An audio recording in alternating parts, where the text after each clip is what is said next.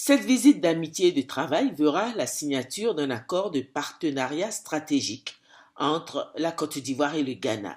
Au préalable, une séance de travail tenue au palais présidentiel a réuni ce lundi délégations ministérielles ghanéennes et ivoiriennes.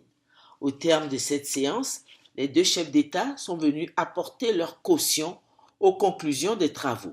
Le président Nana Akufo-Addo a remercié son homologue ivoirien pour avoir accepté son invitation. Il lui a exprimé son admiration et le prix qu'il attache lui-même à la réalisation de l'intégration sous-régionale. Nana Akufo-Addo, qui est parfaitement bilingue pour avoir longtemps séjourné en France, où il a exercé comme avocat international, a estimé que la barrière de la langue ne doit plus constituer un handicap à l'intégration des peuples ivoiriens et ghanéens. À son tour, le président de la République, Alassane Ouattara, a remercié tout d'abord le président et le peuple ghanéen pour l'accueil chaleureux qui lui a été réservé.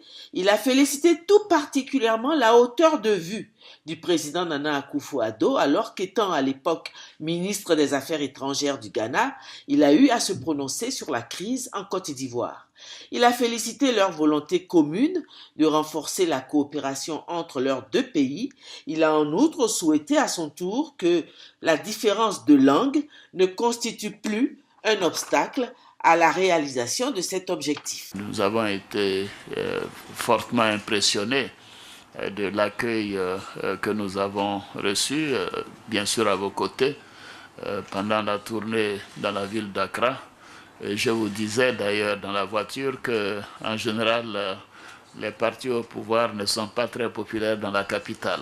Mais ça, nous avons vu une exception ici à Accra, compte tenu de la ferveur qui nous a donc été montrée pendant le tour que nous avons effectué pendant 1 heure de temps dans la ville d'Accra. Alors en tout cas, ma délégation et moi-même voudrions vous dire nous sommes très sensibles à cette hospitalité et à cette marque d'attention. À mon tour, je voudrais vous dire que ce qui est particulièrement heureux aujourd'hui avec ce que nous allons faire, c'est la vision que nous avons l'un et l'autre.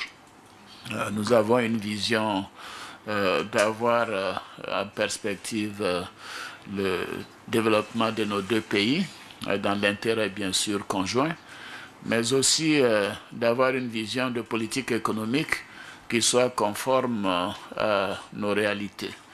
Et nous menons ensemble des politiques qui tiennent compte de la capacité donc de nos pays. Nous partageons de nombreuses matières premières, que ce soit dans le domaine agricole, dans le domaine minier, dans le domaine maritime. Et par conséquent, en réalité, ces deux pays sont tout simplement séparés à cause de la colonisation. Il s'agit d'un même pays, le Ghana et la Côte d'Ivoire.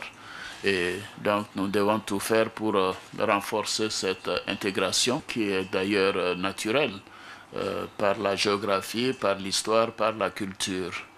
Et les discussions que nos collaborateurs ont eues, je crois, nous permettront de développer un schéma pour l'avenir qui est conforme à notre volonté commune.